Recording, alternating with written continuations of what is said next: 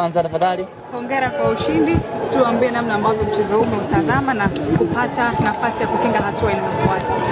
Tunayo furaha kubwa Simba Sports kufanikiwa kufuzu kwenda hatua ya robo finali ya kombe la shirikisho la CRDB. Furaha hii inatokana na kwamba tumetimiza malengo hayo ya kutinga robo finali, lakini kama haitoshi tumefanikiwa kumaliza mchezo huu salama na mnyama ametinga robo finali.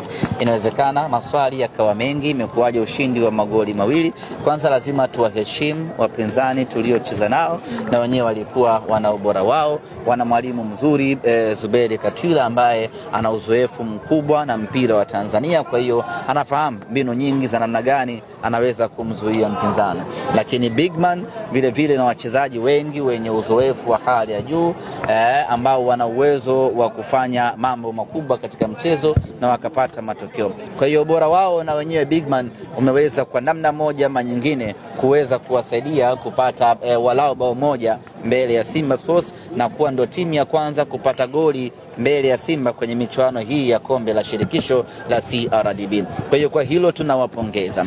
Lakini sisi kwetu Simba tunao furaha kubwa, tumefuzu kwa sababu tumeweza kucheza mchezo kwa kutumia akili kubwa zaidi. Mechi leo haikuwa mechi ya kujiagalula sana, haikuwa mechi ya kujiachia, haikuwa mechi ya kupambana ile kwa roho yote. Ilikuwa ni mechi ya kucheza kwa mahesabu makubwa, kwa sababu tuna safari na kibarua kikubwa huko mbele yetu. Kwa hiyo ilikuwa ni mechi ambayo lengo kuu halikuwa kumburudisha mtu. Lengo kuu lilikuwa ni kupata ushindi na mnyama kufuzu. Tumefuzu, tunafurahi, tunamshukuru Mwenyezi Mungu, tunaangalia kile ambacho kiko mbele yetu.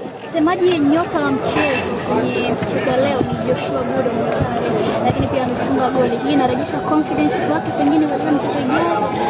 Sisi tunaomba kila siku Joshua Mutale aweze kurejea katika ubora wake. Tunafahamu sisi Simba ubora wa Joshua Mutale, na tunapomuona anaanza kunyanyuka namna hii tunafarijika, kwa sababu tunajua atakaporejea kwenye ubora wake ule aliokuja nao kutoka kwao Zambia, itakuwa ni maafa makubwa kwa wapinzani, lakini kama haitoshi itakuwa ni faraja kubwa kwa Simba Sports Club.